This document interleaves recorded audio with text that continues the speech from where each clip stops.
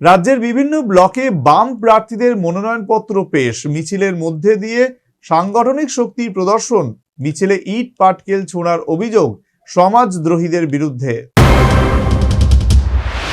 তিস্তার পঞ্চায়েত নির্বাচনে সন্ত্রাসের পরিবেশ কায়েম হয়েছে, এই অভিযোগ বাম কংগ্রেসের।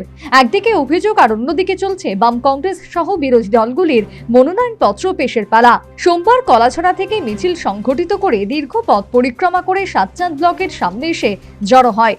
সেখান থেকে গিয়ে বামফ্রন্টের মনোনীত প্রার্থীরা মনোনয়নপত্র জমা দিলেন। এই মিছিল ও মনোনয়নপত্র জমা দেওয়ার সময় উপস্থিত ছিলেন সিপিএম রাজ্য কমিটির সম্পাদক জিতেন্দ্র চৌধুরী, বাম নেতা সদস্য বিপ্লব সান্যাল, অরুণ ত্রিপুরা, প্রভাত চৌধুরী সহ বাম নেতা কর্মী সমর্থকরা। কলাছড়া থেকে সাতচাঁদ ব্লক পর্যন্ত মিছিল সংগঠিত করে এসে পৌঁছলে সাতচাঁদ ব্লক সংলগ্ন এলাকায় বিজেপি দলের সমাজদ্রোহীরা ইটপাটকেল ছোড়ে এবং পুলিশের সামনে মনোনয়ন জমা দেওয়ায় বাধা দান করার চেষ্টা করে। এই অভিযোগ করলেন সিপিএম রাজ্য কমিটির সম্পাদক তথা বিরোধী দলনেতা জিতেন্দ্র চৌধুরী। আরো বেশ কয়েকটি গ্রাম পঞ্চায়েতের মনোনয়নপত্র দাখিল করে আমরা বেরোচ্ছি।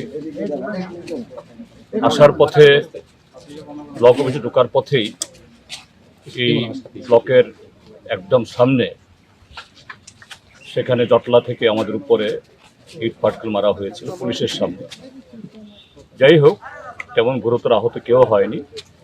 আমরা প্ররোচনায় পা দিইনি, কারণ আমাদের লক্ষ্য যেভাবেই হোক মনোনয়নপত্র দাখিল করা, সেই কাজটা সম্পন্ন করে আমরা বেরোচ্ছি। আমরা জানি না যে এখনও নিরাপদে আমাদের সমস্ত কমরেডরা, সমস্ত প্রার্থীরা তারা যার যার ঘরে যেতে পারবেন কিনা, পুলিশকে বলেছি। যাই হোক, আমরা একসাথে বেরোচ্ছি। তো এইভাবেই ত্রিপুরাজ্যে গণতন্ত্র পুনরুদ্ধারের সংগ্রাম আমাদের করতে হচ্ছে। এই রাজ্যে আইন শৃঙ্খলা নেই, সংবিধান এখানে অচল, একটা জঙ্গলের রাজত্ব। সেই সাথে তিনি বলেন, ভয় দেখিয়ে বামেদের থামানো যাবে না, সন্ত্রাসকে মোকাবিলা করে গণতন্ত্রকে রক্ষা করবে কমিউনিস্ট পার্টি। রাজনৈতিক দল বৈধভাবে একটা নির্বাচনে প্রার্থী হতে যাবেন, এটাকে দিন দুপুরে শাসক দলের লোক পুলিশের সামনে অস্ত্রশস্ত্র নিয়ে বাধা দেয়। তাদের উপরে কোনো ধরনের যে সরানোর জন্য কোনো লাঠিচার্জ বা অন্য কিছু করা হয় না। আমাদের একজন প্রার্থীকে তো খুন করেই ফেললো। এইভাবেই ত্রিপুরাজ্যে গণতন্ত্র নিধন চলছে। আমরা সারা দেশের সামনে বলছি, শুধু ত্রিপুরাজ্যে 40 লক্ষ মানুষ উচ্চার হলে হবে না। গণতন্ত্র পুনরুদ্ধারে, আইনের শাসন প্রতিষ্ঠায় এবং সাংবিধানিক অধিকার আদায়ে যদি গোটা দেশ বিজেপির এই নগ্ন আক্রমণ, গণতন্ত্রের উপরে বলাৎকার, এর বিরুদ্ধে ঐক্যবদ্ধ না হন, তাহলে এই দেশ সাক্ষাৎ হয়ে যাবে। যাই হোক, আমরা ভারতের কমিউনিস্ট পার্টি মার্ক্সবাদী, এই লড়াই আমরা সামনের সারিতে আছি, আমরা থাকবো। এভাবেই আমাদের লড়াই চলবে। এদিন সিপিএম এর উদ্যোগে খোয়াই জেলা পরিষদের 6টি আসনে সিনিয়র ডেপুটি পরিমল মজুমদারের নিকট ও খোয়াই পঞ্চায়েত সমিতিতে 10টি আসনে খোয়াই বিডিওর নিকট মনোনয়নপত্র দাখিল করে বাম প্রার্থীরা। উপস্থিত ছিলেন সিপিএম নেতৃত্ব তথা বিধায়ক নির্মল বিশ্বাস সহ বাম নেতৃত্ব। এদিন রাজ্যের বিভিন্ন ব্লকের সাথে উত্তর জেলার কদমতলা ও কলাছড়া ব্লকের মনোনয়নপত্র জমা দিল সিপিএম, কংগ্রেস ও নির্দল প্রার্থীরা। সোমবার সকাল থেকে শুরু হয় মনোনয়নপত্রের কর্মসূচি। কালাছড়া ব্লকে ছিল এদিন সিপিএম এর এককভাবে মনোনয়ন জমা। ব্লকের অন্তর্গত 18টি পঞ্চায়েতের প্রায় 95% আসনে এদিন মনোনয়ন জমা দেওয়া হয়েছে বলেই জানান প্রাক্তন বিধায়িকা বিজিতা নাথ। তাছাড়াও পঞ্চায়েত সমিতি ও জেলা পরিষদের সবকটি আসনেও তাদের প্রার্থীরা মনোনয়ন দাখিল করে। তাছাড়া যে অল্প কিছু সংখ্যক আসন রয়েছে সেগুলিও 2-1 দিনের মধ্যে মনোনয়ন জমা দেওয়া হবে বলে জানালেন বিধায়িকা। তিনি আরো বলেন, শাসক দলের সন্ত্রাস ও ভয়ভীতি দেখানোর ফলে মানুষ স্বতঃস্ফূর্তভাবে বেরিয়ে আসতে পারছে না। অবাধ ও শান্তিপূর্ণ ভোট হলে সিপিএম ভালো ফলাফল করবে বলে আশাবাদী তিনি। অপরদিকে একইভাবে কদমতলা ব্লকেও সকাল 11টা থেকে মনোনয়নপত্র দাখিল করে কংগ্রেস দল। এককভাবে পঞ্চায়েতের 70%-এরও অধিক আসনে মনোনয়নপত্র জমা দেন এদিন। তাছাড়া পঞ্চায়েত সমিতির 4টি আসন ও জেলা পরিষদের 5টি আসনেও মনোনয়নপত্র জমা দেওয়া হয়েছে বলেই জানান কংগ্রেস নেতৃত্বরা। তবে এই কংগ্রেসীদের মধ্যে অনেক বিজেপি বিক্ষুব্ধদেরও দেখা গিয়েছে। এদের মধ্যে অসিত বরণ নাথ ও রবীন্দ্রনাথরা নির্দল প্রার্থী হিসাবে মনোনয়নপত্র জমা দেন। তাছাড়াও পিপলস ইন্ডিয়া নামে অপর এক রাজনৈতিক দল দক্ষিণ কদমতলা পঞ্চায়েতের বিভিন্ন ওয়ার্ডে তাদের প্রার্থীদের নিয়ে মনোনয়নপত্র জমা দেয় বলে জানান দলের সভাপতি রহমত আলী।